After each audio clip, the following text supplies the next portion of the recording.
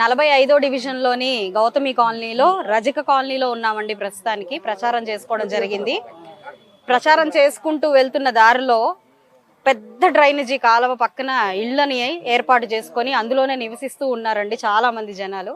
అయితే ఆ రోడ్డుగానే పొద్దున్నే వాకింగ్ గా వెళ్ళాలన్నా కూడా, లేదంటే రజక్ కాలనీలో నుంచి వెళ్ళాలన్నా, కుమ్మరి కాలనీలోనికి వెళ్ళాలన్నా కూడా ప్రజలందరూ అదే రోడ్డు మార్గాన్ని వాడాల్సి వస్తుంది. పక్కనే బరియల్ గ్రౌండ్ కూడా చాలా అతిపెద్ద బరియల్ గ్రౌండ్ ఉండడం జరిగిందండి.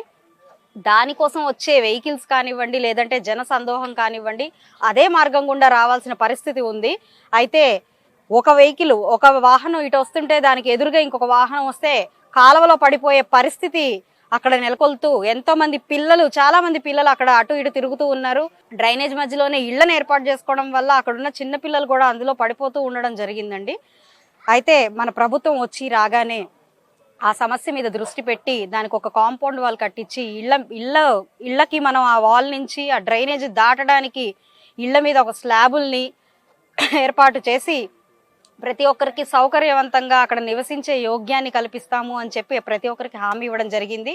అయితే ముందుగానే వారికి అక్కడ నివసిస్తున్న వాళ్ళకి టిట్కో ఇళ్లను కూడా ఏర్పాటు చేయడం జరిగింది. అయితే గత ప్రభుత్వం వారి అక్రమ ఆర్జన కోసం వారికి ఇళ్లను ఇవ్వకుండా అలాగే వదిలేసి వారిని ఇలాంటి అధోగతి పాలు చెందిస్తూ అదే డ్రైనేజీ పక్కన వాళ్ళని నివసిస్తున్నా కూడా ఏ ఒక్క నాయకుడు ఇప్పుడు దాకా పట్టించుకోకుండా, వారి బాధల్ని గమనించుకోకుండా, ఎంతో మంది అందులో పడిపోతున్నా కూడా పట్టించుకోకుండా, రోగాలు పాలయ్యి ఇబ్బంది పడుతున్నా డ్రైనేజీ వల్ల, దాని నుంచి వచ్చే దోమల వల్ల ఎన్నో రకాల ఇబ్బందులు పడుతున్నా కూడా ఏ ఒక్క నాయకుడు ఇంతవరకు గడిచిన 5 ఏళ్లలో వచ్చి చూసింది లేదు అని ప్రజలందరూ ఎంతో ఆవేదన వ్యక్తం చేశారు.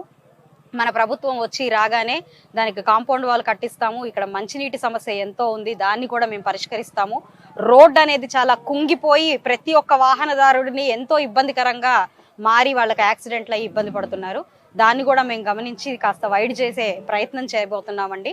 ఇక్కడ ప్రజలందరికీ ఆ హామీ ఇచ్చి మేము ఆ ప్రచారాన్ని ముందుకు తీసుకెళ్తూ సాగుతున్నాము. స్థానికంగా రజక కాలనీలో 500 పైగా నివాసిస్తులు ఉన్నారండి. ఇక్కడ వాళ్ళకు ఒక కమ్యూనిటీ హాల్, కనీసం 50 మంది కూడా పట్టనటువంటి ఒక కమ్యూనిటీ హాల్ని ఉంది.